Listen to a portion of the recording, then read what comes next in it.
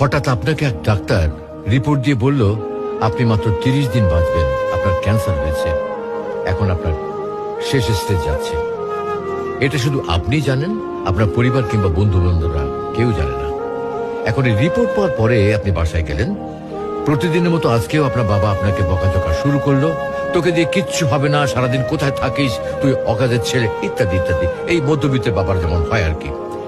তখন কি প্রতিদিনের মতো আজও আপনি তর্ক করা শুরু করবেন, নাকি প্রাণ ভরে বাবার বকাগুলো শেষবারের মতো আরেকবার শুনে নেবেন?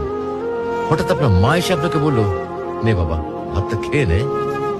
আপনার মনে হবে এই বুঝি আপনার মায়ের শেষ হাতের খাওয়া, আপনি আর বাঁচবেন না।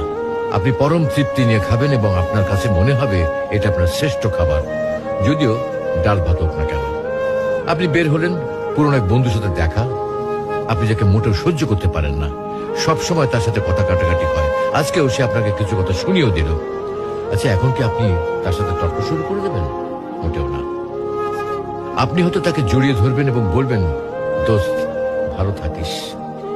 আচ্ছা জানেন, আমরা এখন মৃত্যুর কথা ভাবতেই চাই না, এ থেকে আমরা পালিয়ে বেড়াতে চাই।